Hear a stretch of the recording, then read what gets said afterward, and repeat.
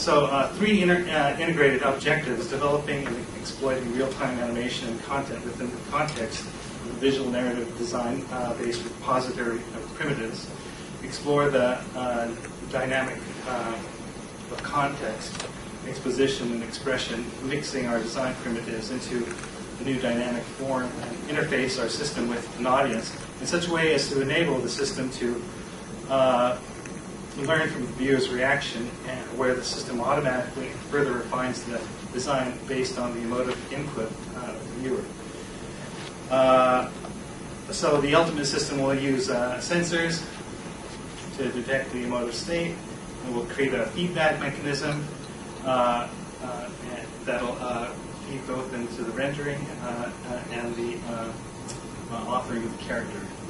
So this graphic here just talks about how, or shows you how, in movies you have this thing called a beat board, an emotive beat board. So you have certain parts of the movie you expect that it's going to be more exciting, Other parts it's going to be very slow. There's this thing, Joseph Campbell's monomyth. And so we're using these kinds of beat boards to emphasize the interaction as you watch the movie, so that not the action on the screen, the design on the screen changes and becomes more intense based on how the viewer responds.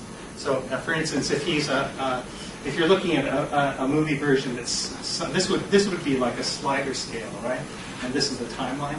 So we put the movie right about here and basically go along that line. And so the design would be, out of something built like this, we would have maybe 4 different movies, right? But it'd be actually one narrative, but you can see it 4 different times. And if you saw it in this extreme mode, it looked like a horror film. But if you saw it in cute, it'd be this kind of weird comedy of just a strange. So we're not doing interactive cinema.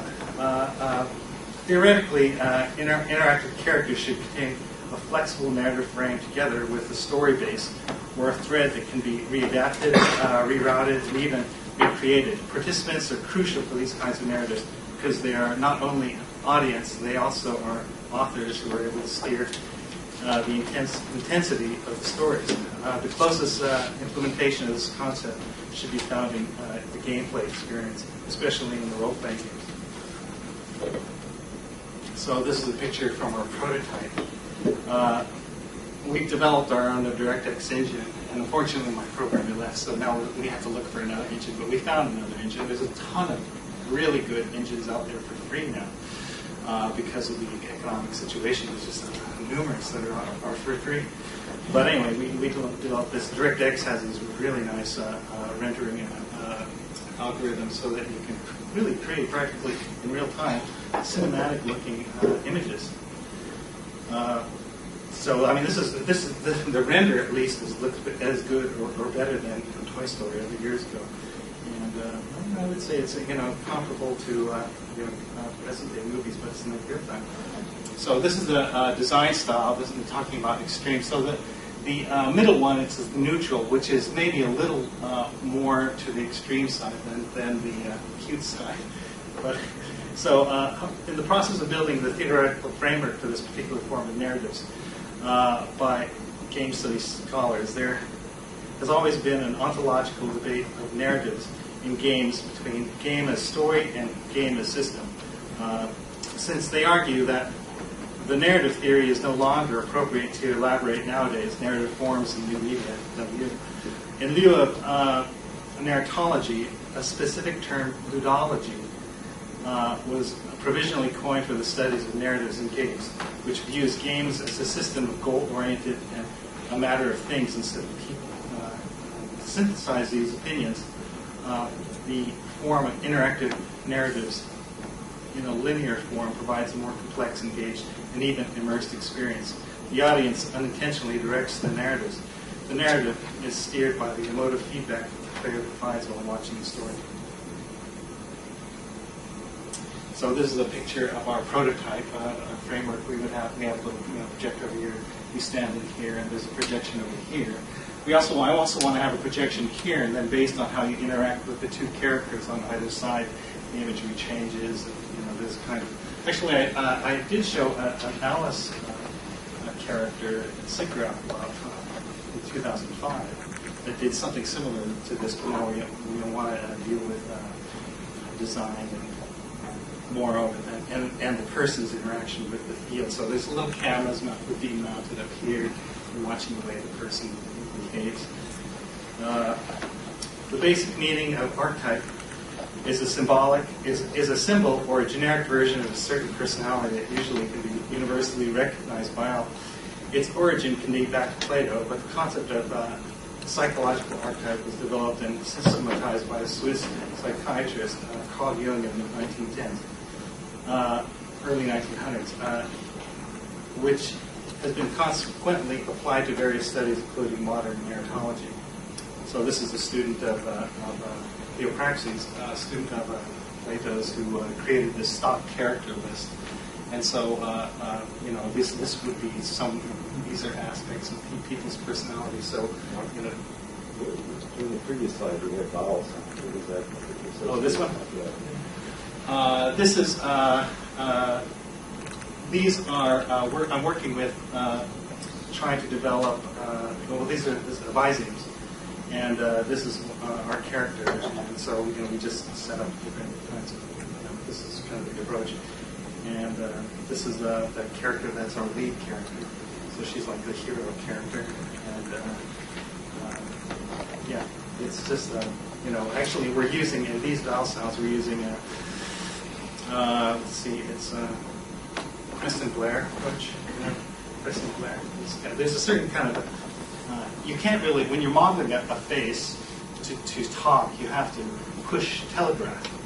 You have to push the way it looks. So you have to make it look even more character. Well, you have to make it appealing for one, and you have to push it beyond, especially in a character that isn't supposed to be, directly, Well, even if you try to do a human character and you put markers on it and try to motion capture, there's always this stuff that doesn't quite look like. There's a little bit of a fleshy motion, and you can get pretty close. But that's why, for instance, in Avatar, they used the motion capture parts. These kind of strange-looking characters, because you could get away with more doing stuff like that.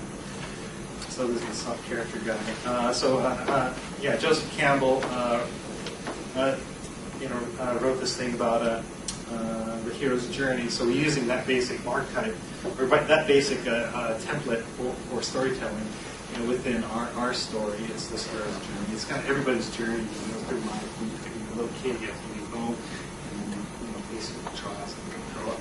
So this kind of hero's story is a good example if you want to create a character that has some place to go and some kind of purpose of being. This is common within all mythologies. So I highly recommend that you read the book if you haven't already.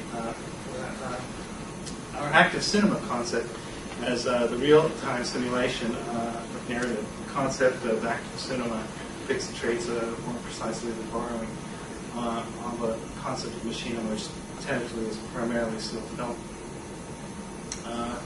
Like any film does, it provides an audience a complete story, even when an audience is a purely passive participant. Simultaneously, it has its uniqueness on real-time rendering and interactions based on audience's emotion and attention, which makes it dynamic and differentiates it from its progenitors, offering fixed storytelling. So this picture is, we have to build this database, like you guys are building a database with, and having worked with Chatbot, these kinds of ideas are really, it's kind of fun putting these ideas into a different kind of medium. So we need to create a database of how people react to imagery, so that we can feed the narrative with those kinds of images, like if it's a real monochrome or mostly blue and lots of angles. How does that make a person feel? So we try to create. We're trying to create a stage system like this, where you walk in and it changes dynamically, and you get a reaction. And we put that into our movie so that the design fits